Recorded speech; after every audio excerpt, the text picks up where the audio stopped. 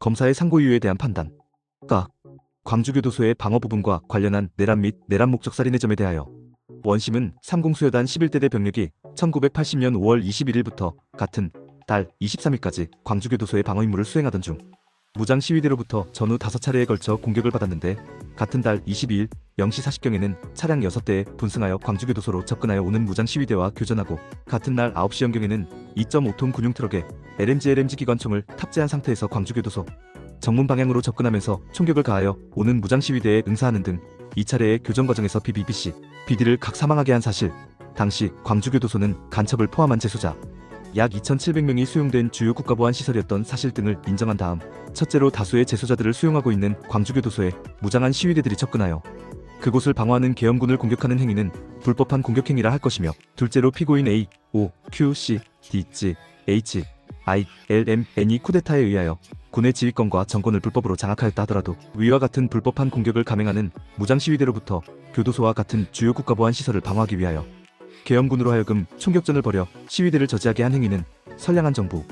또는 합법적인 정부가 당연히 취하였으리라고 생각되는 그러한 조치를 수행한 것으로서 그 범위 내에서는 정당행위라 할 것이므로, 이 부분에 대하여 위 피고인들을 내란죄로 처벌할 수 없고, 또한 내란 목적 살인죄는 국헌을 문란할 목적으로 사람을 살인한 경우에 성립하는 범죄인데, 계엄군의 위와 같은 살해행위에 대하여 피고인 A, C, L, M, N에게 국헌문란의 목적이 있었음을 인정할 수 없으므로 위 피고인들을 내란 목적 살인죄로 처벌할 수도 없다고 판단하였다. 기록에 비추어 살펴보면 원심의 판단은 정당한 것으로 수긍이 가고, 거기에 상고 이유로 지적하는 바와 같이 체증 법칙을 위반하거나 정당행위에 관한 법리를 오해한 위법이 있다고 할 수 없다. 나. 자위권 발동과 관련한 내란 목적 살인의 점에 대하여 원심은 원심 판결 별지 이 피해자 및 피해 상황 일람표의 1, 3, 4, 5, 6, 7, 8각 한 기재 피해자들에 대한 총격행위의 원인으로 공소장에 적시된 자위권 보유 천명 또는 자위권 발동 지시에 대하여 피고인 어는 배후에서 자위권 보유 천명의 담화문을 발표하도록 지시관여한 것으로 인정되나, 나아가 1980년 5월 21일 20시 32후 육군본부로부터 이군사령부를 거쳐 광주에 있는 계엄군에게 이첩하달된 자위권 발동 지시를 내용으로 하는 전통을 발령하거나, 그 다음 날인 5월 22일 12시형 자위권 발동 지시라는 제목으로 된 계엄훈령 제11호를 하달함에 있어 이에 관여하였다고 인정할 증거가 없고, 피고인에는 자위권 보유 천명이나 자위권 발동 결정에 관여하였다는 사실조차도 인정할 만한 증거가 없으며, 가사 피고인 A, C, L, M, N이 자위권 보유 천명이나 자위권 발동 지시에 관여한 것이 사실이라 하더라도 시위 진압의 효과를 조속히 올리기 위하여 무장 시위대가 아닌 사람들에게까지 발포하여도 좋다고 하는 이른바 발포 명령이 위 피고인들의 지시에 의하여 육군본부로부터 광주의 계엄군에게 하달되었다고 인정할 증거가 없으므로, 위 피해자들의 사망은 계엄군이 위 피고인들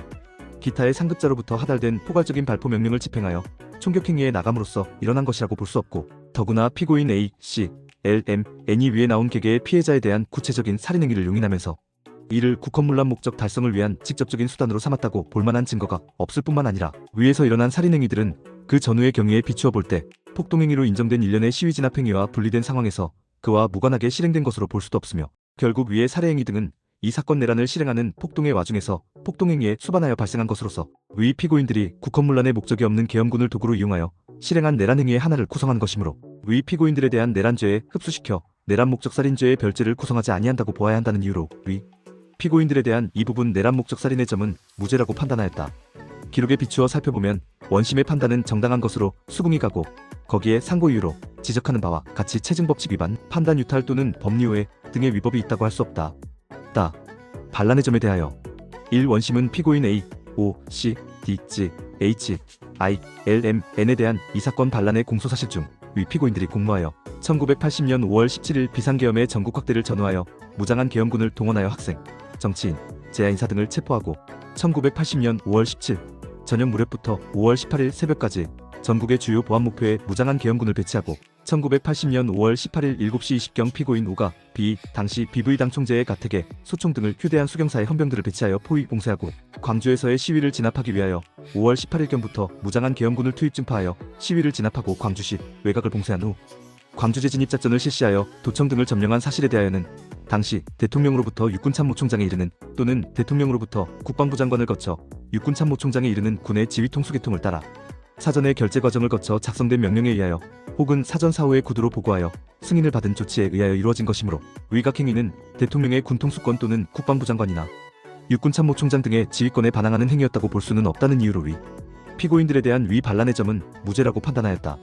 군형법상 반란죄는 군인이 작당하여 병기를 휴대하고 군 지휘계통이나 국가기관에 반항하는 경우에 성립하는 범죄이고, 군 지휘계통에 대한 반란은 위로는 군의 최고 통수권자인 대통령으로부터 최말단의 군인에 이르기까지 일사불란하게 연결되어 기능하여야 하는 군의 지휘통수계통에서 군의 일부가 이탈하여 지휘통수권에 반항하는 것을 그 본질로 하고 있다 할 것인데, 기록에 의하면 위에서 본 행위들은 모두 당시 군의 최고 통수권자인 대통령의 재가나 승인 혹은 묵인 하에 이루어졌음을 알 수 있다. 사정이 이와 같다면 상고이유에서 주장하는 바와 같이 군의 지휘계통인 국방부 장관인 피고인 M과 육군참모총장 겸 계엄사령관인 피고인 L이 이 사건 내란과 반란에 참여하였다 하더라도 위 피고인들의 위각행위는 반란에 해당하지 아니한다고 봄이 타당하다고 할 것이다.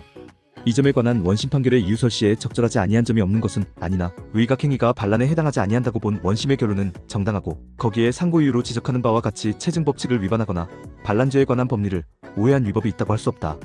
이 점에 대하여는 대법관 이용운의 반대 의견이 있다. 제7장 4에나 참조.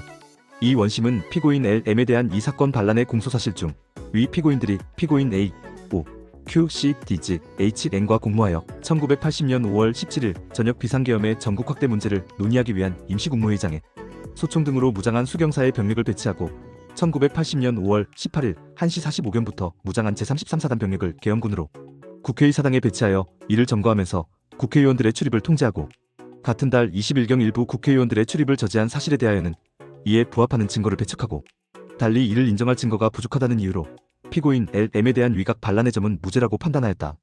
기록에 비추어 살펴보면 원심의 위와 같은 판단은 정당한 것으로 수긍이 가고, 거기에 상고이유로 지적하는 바와 같이 체증법칙을 위반하거나 반란죄에 관한 법리를 오해한 위법이 있다고 할 수 없다. 이 점에 대하여는 대법관 이용운의 반대 의견이 있다. 제7장 4에나 참조. 불법 진퇴의 점에 대하여 원심은 피고인 O가 피고인 어와 공모하여 1980년 5월 17일 저녁 국무회의장에 휘하의 병력을 대통령 경호실장 또는 국방부 장관이나 육군참모총장의 승인 없이 배치한 행위에 대하여 이는 군사반란죄를 구성하고, 불법한 병력의 진퇴는 그 반란을 실행하기 위하여 한 행위이므로 따로 불법 진퇴의 죄를 구성하지 아니하고 반란죄에 흡수된다고 판단하였다. 불법 진퇴죄가 군사반란을 실행하는 과정에서 행하여진 경우에 그 불법 진퇴죄가 반란죄에 흡수된다고 함은 앞서 판단한 바와 같다. 같은 취지의 원심 판단은 정당하고, 거기에 상고이유로 지적하는 바와 같은 불법 진퇴죄와 반란죄의 관계에 대한 법리를 오해한 위법이 있다고 할 수 없다.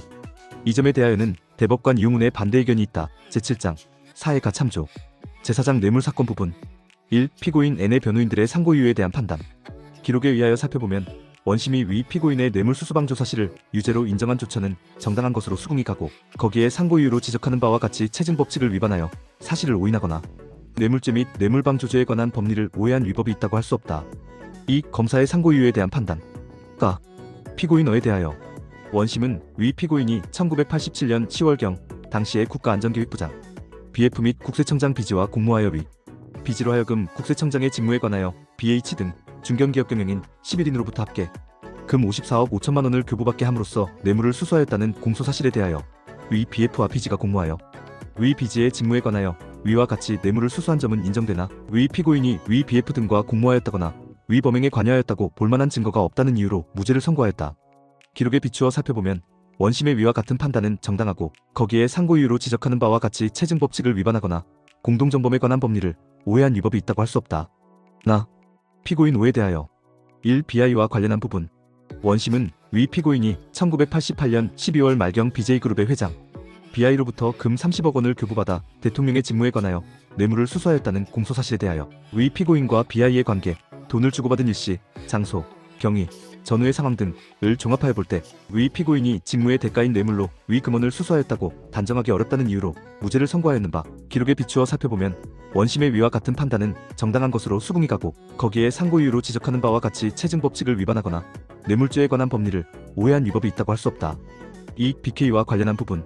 원심은 위 피고인이 1991년 9월 중순경 및 같은 해 12 중순경 주식회사 BL의 회장 BK로부터 각금 50억 원씩을 교부받아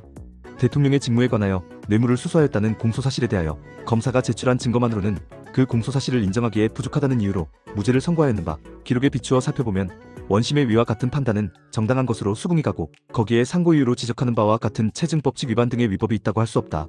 3. 추징 부분. 형법 제134조에 의하면 범인 또는 정을 아는 제3자가 받은 뇌물은 필요적으로 몰수, 추징하도록 되어 있는 바, 그 규정 취지가 범인 또는 정을 아는 제3자로 하여금 불법한 이득을 보유시키지 아니하려는 데에 있는 점에 비추어 볼 때 범인이라 하더라도 불법한 이득을 보유하지 아니한 자라면 그로부터 뇌물을 몰수, 추징할 수 없으므로 제3자 뇌물수수의 경우에는 범인인 공무원이 제3자로부터 그 뇌물을 건네받아 보유한 때를 제외하고는 그 공무원으로부터 뇌물의 가액을 추징할 수 없다고 할 것이다. 기록에 의하여 살펴보아도 피고인 O가 BM 주식회사 회장, Bn이 비우 총무원장 BP에게 공유한 뇌물금 80억 원을 위 BP로부터 건네받았다고 볼만한 증거가 없으므로 위 피고인으로부터 위 뇌물의 가액을 추징하지 아니한 원심의 조처는 정당하고 거기에 상고 이유로 지적하는 바와 같이 필요적 몰수, 추징에 관한 법리를 오해하거나 판단을 유탈한 위법이 있다고 할 수 없다. 제5장 피고인 Q 부분 의사비큐 작성의 사체 검안서와 호적 등본의 기재에 의하면 위 피고인은 1997년 4월 3일 사망하였음이 분명하므로 형사소송법 제382조, 제328조 제1항, 제2호에 따라 위 피고인에 대한 이 사건 공소를 기각하기로 한다. 제6장 결론 위에서 살펴본 바와 같이 원심 판결의 체증법칙 위반, 심리미진, 법리오해, 판단유탈, 이유모순 등의 위법이 있다는 각 상고 이유는 모두 받아들일 수 없으므로 피고인 C, D, E, F, G, H, I, J, K, L, M, N의 각 상고와 검사의 피고인 A, O, C, D, P, G, H, I, L, M, N에 대한 각 상고를 모두 기각하고 피고인 E, F의 상고 후 구구밀수 중 일부씩을 각 본형에 산입하며 피고인 크유에 대한 이 사건 공소를 기각하기로 하여 주문과 같이 판결하는 바, 이 판결에는 이 사건 군사반란 및 내란의 처벌 여부에 관하여 대법관 박만호의 반대 의견이 5.18 특별법의 위헌 여부와 공소 시효 완성 여부에 관하여 대법관 박만호 대법관 박준서 대법관 신성택의 반대 의견이 피고인 P에 대한 판단 부분에 관하여 대법관 청경송 대법관 지창권 대법관 이용훈 대법관 이임수 대법관 송진훈의 반대 의견이 지휘관 수소이탈 불법 진퇴의 반란죄 흡수 여부와 518 관련 반란죄 중 무죄 부분에 관하여 대법관 이용훈의 반대 의견이 있는 외에는 관여 대법관의 의견이 일치되었다. 제7장 소수 의견 1. 이 사건 군사반란 및 내란이 사법심사의 대상이 되지 아니한다는 대법관 박만호의 반대 의견. 이 사건에서 군형법 및 형법 위반의 죄로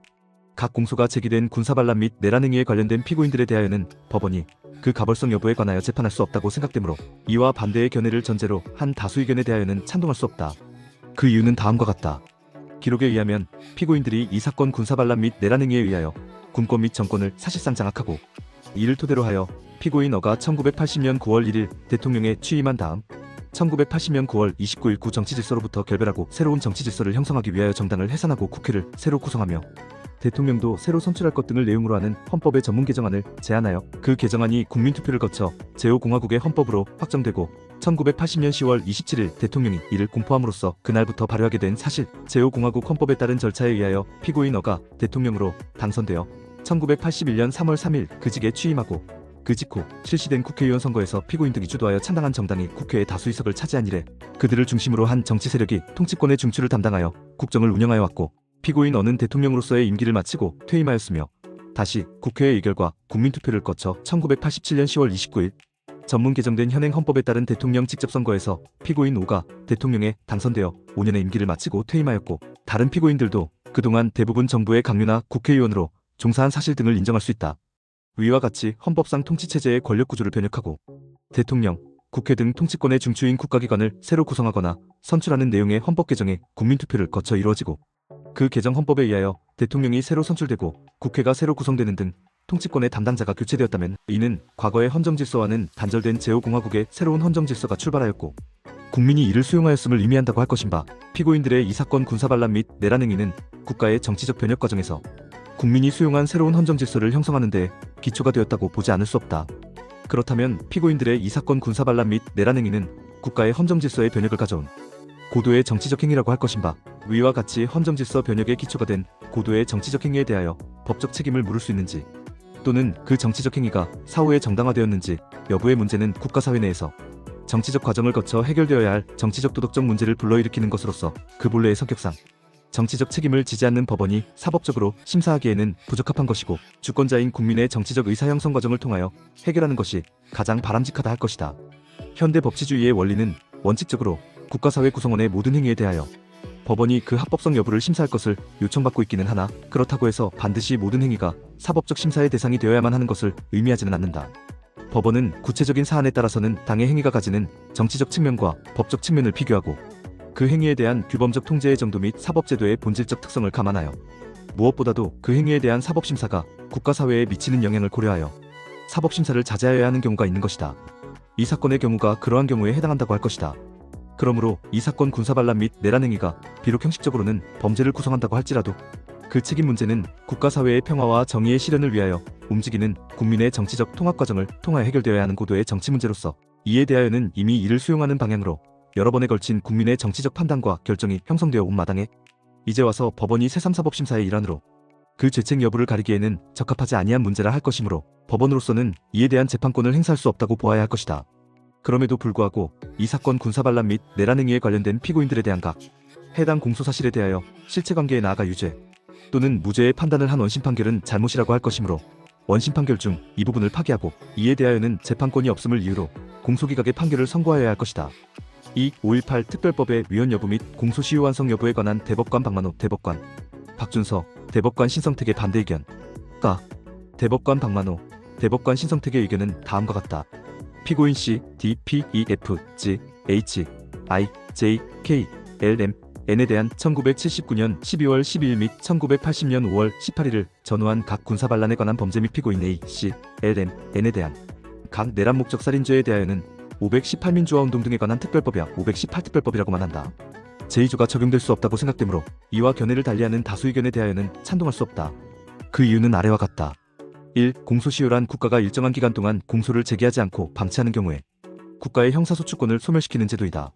공소시효의 존재 이유에 관하여는 학설상 견해가 나누어져 있으나 범죄가 발생한 후 일정한 시간을 경과하면 범죄 혐의자에 대한 일반인의 처벌 욕구가 감소하게 되고 범죄의 사회적 영향력도 약화되며 범죄 혐의자는 오랫동안 양심의 가책을 받고 범행에 대한 후회나 처벌에 대한 불안 등으로 처벌을 받은 것과 비슷한 상태가 되어 가벌성이 점차 약화된다는 점, 오랜 기간의 경과로 증거가 흩어져 없어짐으로써 공정하고 적정한 재판의 실현이 곤란해지는 점, 국가가 소추권의 행사를 게을리함으로 인한 장기간의 법적 불안정이라는 불이익을 오로지 범죄 혐의자에게만 전가하는 것은 부당하다는 점 등을 함께 고려하여 마련한 제도라고 보아야 할 것이다. 그러나 그 제도의 근거가 어디에 있는지에 관계없이 공소시효는 공소가 제기되지 아니한 채 일정한 기간이 경과함에 따른 사실상의 상태를 유지 존중하여 국가의 형사소추권을 소멸시키는 제도이고 그 당연한 결과로 범죄 혐의자에 대하여 법적 사회적 지위의 불안정을 해소시켜주는 이익을 부여하는 제도임은 분명한 것이다. 영상이 도움되셨다면 구독과 좋아요,